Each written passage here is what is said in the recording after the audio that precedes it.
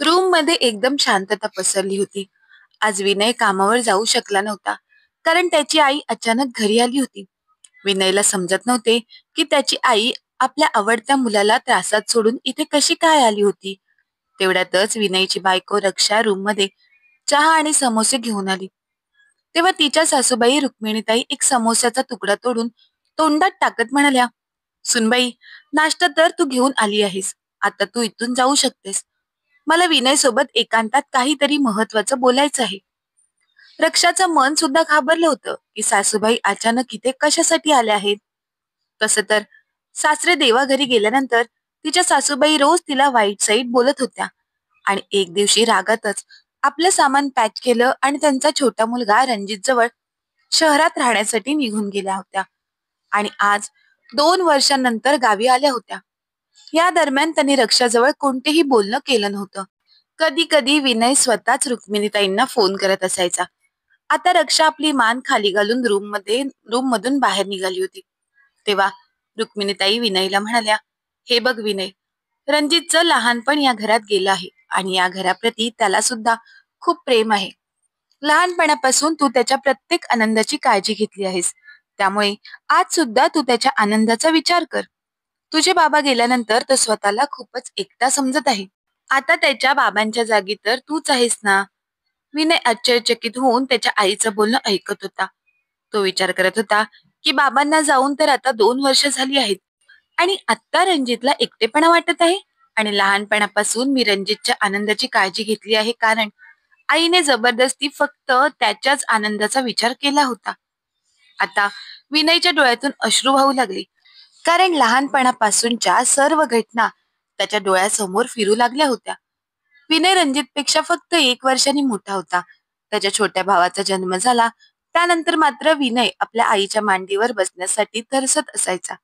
हा, पण त्याचे बाबा जेव्हा कामावरून येत होते तेव्हा ते विनयला मांडीवर घेऊन त्याचे खूप लाड करायचे. हळूहळू जेव्हा विनय मोठा होऊ लागला तेव्हा त्याला जाणवू लागले की जेव्हा बाबा नसतात तेव्हा आई फक्त रणजितचे लाड करते. तो जेव्हा बघायचा की आई रणजितला गोष्ट सांगत आहे, आपल्या हाताने भरवत आहे, तेव्हा त्याचं बालमन उभारून येत होतं. आणि तो आपल्या आईला म्हणायचा, "आई, मला सुद्धा तुझ्या हाताने भरव ना." तेव्हा रुक्मिणीताई त्याला बाजूला करत असत आणि म्हणत, "अरे हा अजून लहान आहे. तुला कळत नाही का? तू आता मोठा झाला आहेस. तू स्वतःच स्वतःचं जेवण खाऊ शकतोस." तेव्हा विनयच्या बालमनाला खूप त्रास होत असायचा. आपल्या वयाच्या मित्रांना जेव्हा विनय त्यांच्या आईच्या मांडीवर खेळताना पाहायचा किंवा आईच्या हातून जेवताना पाहायचा तेव्हा त्याला खूप वाईट वाटत असे. म्हणूनच त्याच्या डोक्यात वेगवेगळे विचार येऊ लागले होते की मी इतक्या लवकर मोठा कसा झालो? माझे सर्व मित्र तर अजून लहानच आहेत.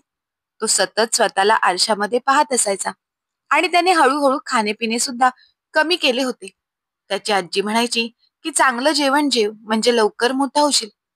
परंतु लहानपणातच विनयला मोठा होण्याचा तिरस्कार वाटू लागला, कारण त्याला वाटत होते की मी मोठा झालो तर आई माझ्यावर प्रेम करणार नाही, कारण आत्ताच आई माझ्यावर प्रेम करत नाही. आणि जर का मी अजून मोठा झालो तर आई माझ्याकडे पाहणार सुद्धा नाही. म्हणून त्याने खाणे-पिणे कमी केले होते. आता तर त्याची आई रणजितच्या खाण्यापिण्याकडे खूप लक्ष देत होती. त्यामुळे रणजित सुरुवातीपासूनच गुबगुबीत आणि हसता खेळतं बाळ झालं होतं. तर इकडे आईचं दुर्लक्ष होत असल्या कारणाने विनय लहानपणातच कोमेजू लागला होता. त्याची हाडे दिसू लागली होती आणि चेहरा सुकू लागला होता. तेव्हा रामस्वरूप रावांना विनयची चिंता वाटू लागली. ते त्याला शहरातील एका मोठ्या डॉक्टरांकडे घेऊन गेले. ते डॉक्टर खूपच अनुभवी होते. ते म्हणाले की याला खूप प्रेम देऊन लाडात ठेवा आणि वेळेवर खायला प्यायला द्या. त्याला दुसरी कोणतीही समस्या किंवा आजार नाही आहे. राम स्वरूपराव सुद्धा काय करणार होते? घरी आल्यानंतर ते पुन्हा एकदा आपल्या कामामध्ये व्यस्त होऊन गेले. हो, पण संध्याकाळी ते नक्कीच विनयला प्रेम देत होते. विनय अजून मोठा झाला. मग त्याला समजले की आई फक्त रणजितसाठीच बनली आहे. म्हणून हळूहळू त्याने आपल्या आईकडून अपेक्षा ठेवणेच बंद केले. विनय आता आपल्या शिक्षणाकडे लक्ष देऊ लागला, कारण त्याला समजले होते की आता आपलं आयुष्य आपल्याला स्वतःलाच पाहायचं आहे. हळूहळू वेळ निघून गेली. त्याच्या बाबांना शहरामध्ये नोकरी मिळाली, त्यामुळे ते सुद्धा शहरात निघून गेले. तिथे गेल्यानंतर त्यांनी खूप मेहनत केली आणि एक स्वतःचं घर बनवलं. त्याच्या समोरच त्यांनी एक दुकान सुद्धा बनवलं होतं. तसं तर त्यांनी विचार सुद्धा केला होता की निवृत्तीनंतर ते तेच दुकान सुरू करतील. परंतु नियतीला कदाचित काही दुसरेच मान्य होते. काही दिवसांनी त्यांच्या छातीमध्ये नेहमीच दुखू लागले आणि ते सतत आजारी राहू लागले. जेव्हा ते डॉक्टरांकडे गेले तेव्हा डॉक्टर म्हणाले की तुम्हाला हृदयाचा आजार झाला आहे, त्यामुळे तुमचं ऑपरेशन करावं लागेल. आता रामस्वरूपराव विचलित झाले होते. त्यांनी सुद्धा पाहिले होते की त्यांची बायको मोठ्या मुलाकडे म्हणजे विनयकडे अजिबात लक्ष देत नाही. म्हणून ते विचार करू लागले, जर मला काही झाले तर माझ्या नंतर माहित नाही माझ्या विनयचे काय होईल. खूप विचार केल्यानंतर ते घरी परत आले आणि त्यांनी विनय आणि रंजित दोघांनीही आपल्या समोर बसण्यास सांगितले. मग ते आपल्या दोन्ही मुलांना म्हणाले, माझे एक घर इथे आहे आणि दुसरे घर शहरामध्ये आहे. तुम्हा दोघा भावांमध्ये मला वाटणी करायची आहे, पण त्या अगोदर मला तुम्हा दोघांचे मत जाणून घ्यायचे आहे.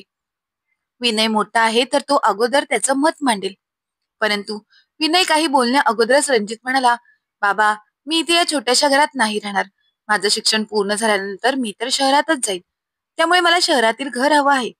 असेही या छोट्याशा गावात राहून पुढे काही करण्याची संधी खूप कमी आहे. तेवढ्यातच रुक्मिणीताई म्हणाल्या, अहो ऐकलत का, रणजितचे असेच मत आहे, तर शहरातील घर रणजितच्या नावावर करा. इथे तर आम्ही सर्व लोक राहतच आहोत. तेव्हा रामस्वरूपराव म्हणाले, अशा प्रकारे वाटणी करणे योग्य होणार नाही. जर रणजितला शहरातील घर हवे आहे तर तर हे घर विनयला मिळेल. तेव्हा रुक्मिणीताईंनी खूप समजवण्याचा प्रयत्न केला की हे घर तुमच्या नावावर असले काय किंवा विनयच्या असले काय, त्याने काय फरक पडणार आहे. परंतु रामस्वरूपरावांनी गावातील घर विनयच्या नावावर केलं, तर शहरातील घर आणि दुकान रणजितच्या नावावर केलं. त्यानंतर त्यांचे ऑपरेशन झाले. ऑपरेशन यशस्वी पार पडले. आता त्यांना वाटत होते की विनयचे लवकरात लवकर लग्न व्हावे. म्हणून त्यांनी आपला मित्र मोहन, त्याची मुलगी रक्षा विनयसाठी पसंत केली आणि लवकरच त्या दोघांचे धूमधडाक्यात लग्न करून दिले. रणजितला सुद्धा शहरामध्ये नोकरी मिळाली होती, त्यामुळे तो शहरातील घरात जाऊन राहू लागला होता. परंतु तो एकटाच राहत होता, त्यामुळे रुक्मिणीताईंचं मन लागत नव्हतं. म्हणून शेवटी त्यांनी हट्ट करून आपल्या नवऱ्याला सोडून त्या आपल्या मुलाबरोबर रणजित जवळ शहरात राहण्यासाठी गेल्या. विनय आणि रक्षा रामस्वरूपरावांची खूप सेवा करत होते. विनयचं लग्न होऊन आता फक्त 5 महिने झाले होते. तेवढ्यातच रुक्मिणीताईंनी आपल्या मैत्रिणीच्या मुलीबरोबर रणजितचे लग्न करून देण्याचा हट्ट धरला. रामस्वरूपरावांना सुद्धा या नात्याची कोणतीच अडचण नव्हती. त्यामुळे त्यांनी सुद्धा या लग्नासाठी होकार दिला. आता रणजितचे लग्न झाले आणि तो आपल्या बायकोसोबत शहरात राहू लागला. पण रुक्मिणीताई रणजितचे लग्न झाल्यावर अजून गावच्याच घरात राहत होत्या. अशातच एक दिवस रात्री रामस्वरूपराव झोपले. ते सकाळी उठलेच नाही. आता रुक्मिणीताई आपल्या मोठ्या मुलाकडे राहत होत्या, पण काही दिवसांनी त्या रागाने आपल्या छोट्या मुलाकडे निघून गेल्या. त्यानंतर त्यांनी त्यांचा मोठा मुलगा विनय बरोबर कोणत्याही प्रकारचे नाते ठेवले नव्हते. परंतु विनयची सासरवाडी त्याच शहरात असल्या कारणाने त्या लोकांकडून विनयला थोडीफार माहिती मिळत असायची. असेच दिवस चालू होते तेव्हा एक दिवस अचानक विनयला आपल्या आईचा आवाज ऐकू येतो. विनय, तू माझे बोलणे ऐकत आहेस का? विनय म्हणाला, हो आई, बोल, तू काय बोलत आहेस? तेव्हा रुक्मिणीताई म्हणाल्या, मी कधीपासून म्हणत आहे की तू हे छोटं घर तुझ्या लहान भावाच्या नावावर कर. बाळा, तू मोठा आहेस, त्यामुळे तुला लहान भावाच्या आनंदाचा विचार करून तुझं कर्तव्य पार पाडावं लागेल. हे बघ, तुझ्या लहान भावाला फुलझाडे आणि आजूबाजूला बाग असलेल्या घरामध्ये राहण्याचा खूप शौक आहे. खरं तर लहानपणापासूनच विनयची आई त्याच्या वाटणीचा सर्व आनंद आपल्या लहान भावाच्या झोलीत टाकत होती. पण आज आपल्या आईचे असे बोलणे ऐकल्याबरोबर विनयच्या डोळ्यात पाणी आले. तो भरलेल्या गळ्यांनी म्हणाला, आई, मी रणजितपेक्षा फक्त 1 वर्षांनी मोठा आहे, पण तरी सुद्धा त्याच्या जन्मानंतर तू लगेचच मला म्हणू लागलीस की आता मी मोठा झालो आहे आणि तो लहान आहे. तू त्याच्यावर खूप प्रेम करत होतीस, पण त्यावेळेला तुझ्या प्रेमाची मला गरज नव्हती का आई?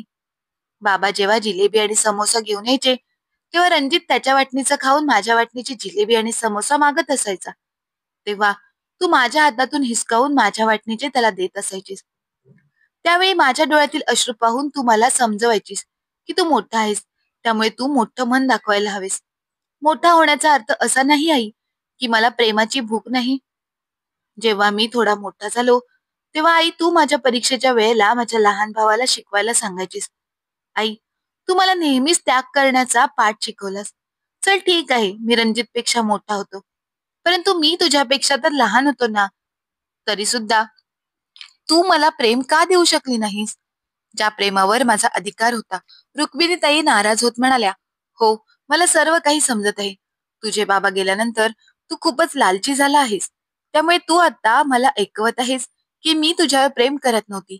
तेव्हा विनय हसू लागला आणि म्हणाला, लालची कोण आहे मला सुद्धा समजत आहे. बाबांनी कधीच आम्हा दोघा भावांमध्ये भेदभाव केला नाही. अगं, त्यांनी तर आम्हा दोघांना समोर बसून विचारले होते, म्हणून तर हे घर त्यांनी माझ्या नावावर केले होते. त्यावेळी तर रणजितला शहरातील घर आणि चांगले दुकान मिळाले होते. त्याने तर लगेचच हे गावातील छोटेस घर घ्यायला नकार दिला होता. त्यावेळी मी मोठा असूनही त्यांनी माझे मत तर जाणून घेतलेच नाही. पण काही हरकत नाही, मला पहिल्यांदा माझ्या मनासारखे घर मिळाले. कारण माझे बालपण ह्याच घरात गेले आहे. त्यामुळे मला या घराची खूप जास्त ओढ आहे. भले इथे कमाईची साधने खूप कमी आहेत, तरी सुद्धा ही जागा, हे घर माझ्यासाठी खूप प्रिय आहे. कारण बाबांनी बांधलेले हे घर, त्यांच्या या घराप्रती असलेल्या आठवणी मला अशाच पुढे घेऊन जायच्या आहेत. आता तिथे शहरात तुझ्या छोट्या मुलाने कर्ज घेतलं आहे आणि ते कर्ज तो फेडू शकत नाही, म्हणून त्याला या घराची आठवण आली आहे. मला सर्व माहित आहे आई. तुम्हाला लोकांना तिथे राहण्याची आता अडचण होत आहे, म्हणून तुम्हा लोकांना इथे येऊन राहायचं आहे. पण बाबांनी हे घर माझ्या नावावर केलं आहे, त्यामुळे हे घर माझ्याच नावावर राहील. पण तुम्ही लोक म्हणजे माझे कुटुंब आहे. तुम्ही इथे येऊन आरामात राहू शकता, परंतु हे घर मी इतर कोणाच्याही नावावर करणार नाही. माझ्या लहान भावाला इथे येऊन राहण्याची इच्छा आहे, तर तो कधीही इथे येऊन राहू शकतो. त्यासाठी हे घर त्याच्या नावावर असण्याची गरज नाही. यामध्ये लालची कोण आहे आई, मी की तुम्ही लोक? विनयचे असे बोलणे ऐकल्याबरोबर रुक्मिणीताईंचे तोंड बारीक झाले. मग त्या रागातच म्हणाल्या, हे घर तुझ्या नावावर केल्याबरोबर तुझा अहंकार वाढला आहे ना, त्यामुळे यापुढे मी तुझ्या घरात पाऊल सुद्धा ठेवणार नाही. तू समज की आजपासून तुझी आई या जगात नाही. तेव्हा विनय दुःखद स्वरात म्हणाला, आई, तू माझ्यासाठी होतीसच कधी? रुक्मिणीताई आता रागाने उठून मोठे डोळे करत विनयकडे पाहू लागल्या आणि तिथून निघून गेल्या. आपली आई आपल्या घरातून बाहेर पडल्याबरोबर विनय लहान मुलासारखा रडू लागला आणि विचार करू लागला, जर बाबांनी वेळीच हे घर माझ्या नावावर केलं नसतं, तर आईच्या पक्षपातीपणामुळे मला तोंड लपवण्यासाठी सुद्धा जागा मिळाली नसती. या विचाराने विनय मनातल्या मनात आपल्या स्वर्गवासी बाबांचे आभार मानू लागला. त्यांनी योग्य वेळी योग्य निर्णय घेतला. नाहीतर माहित नाही त्याचे काय झाले असते. तर मित्रांनो, तुम्हाला विनयचा निर्णय योग्य वाटला असेल तर कमेंट बॉक्समध्ये तशी कमेंट करून आम्हाला कळवा. आणि जर काही कथा आवडली असेल तर कथेला लाईक करा, शेअर करा. आणि अशाच नवनवीन कथा ऐकण्यासाठी तुम्ही अजूनही आमच्या युट्यूब चॅनलला सबस्क्राईब केलं नसेल तर मात्र सबस्क्राईब करायला विसरू नका. भेटूया अशाच नवीन कथांसह. धन्यवाद.